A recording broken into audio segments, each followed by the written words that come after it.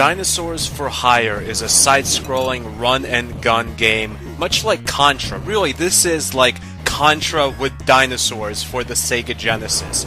And it's fantastic. It's one of the most underrated games for the Genesis. It's like as underrated, well, okay, not as underrated, but it's almost as underrated as The Adventures of Batman and Robin for the Sega Genesis, which is just like, I'd say my favorite Genesis game of all time, or in the top 3 of my favorite Sega Genesis games. I don't know if this would be in the top 3 of my favorite Sega Genesis games, but this is definitely one of the most memorable games from my childhood. You're basically this badass dinosaur, either with an eye patch or like a Hawaiian shirt or just like a leather jacket, and you're just plowing through these beautiful levels, fighting all sorts of different enemies. You're climbing up ladders. I mean, I always thought if I were to be attacked by a horde of dinosaurs, I felt like ladders would be my way to escape. Like, I wouldn't think a T-Rex would climb a ladder after me. I would imagine I'd just jump on the ladder, climb up, and the T-Rex would just be standing under me, looking up and just drooling, thinking about how tasty I am. But apparently dinosaurs can climb ladders. There is no safe place to go if there's a dinosaur after you, especially if the dinosaur has an automatic rifle. I mean, I don't know what's more badass than a dinosaur with a leather jacket and sunglasses and a gun, just running around shooting ninjas and robots and just other gigantic dinosaurs.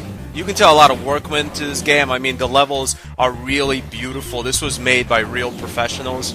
And the controls are really smooth too. You can shoot in all sorts of different directions, although there's one way you can't shoot, which I would have loved to be able to shoot, is straight down. Unfortunately, in this game, you can only shoot down left or down right, not directly down. And this oftentimes makes the combat frustrating when enemies are directly below you and you just can't seem to line yourself up with them. Everything else about this shooting game is just fantastic. I mean, there's a whole ton of enemies coming at you, and you can obviously take a lot of damage because you're a gigantic dinosaur. You can't really shoot enemies when they're really close to you, though. This is when you use your melee attacks. And the dinosaurs have different melee attacks. One of the dinosaurs just hits the enemies with the butt of his gun, and my favorite one is the big dinosaur. He just swipes his tail and basically just obliterates anything that's near him. Like, he can have 10 ninjas right on him. He swipes his tail and they're all dead.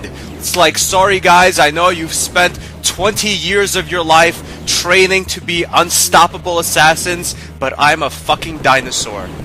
This game is totally tongue-in-cheek. I mean, it's making fun of itself. It knows how ridiculous it is to have a dinosaur with an eye patch running around a subway system in, like, New York or something. And at the same time, it takes its controls and gameplay really seriously. I think it's a great mix for a really fun run-and-gun game like this. This game is also apparently based on the comic book with the same name, and I had no idea about that. I mean, I picked this game up at a pawn shop in my neighborhood, and I was hooked, but I wasn't hooked because these are characters from a comic book I read. I had no idea such a thing existed. I was just hooked because I like the characters in the game itself, and of course, the gameplay.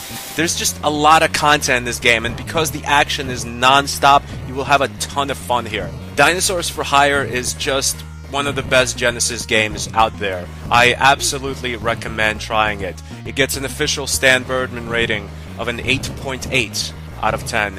Thanks for watching. Goodbye, my friends.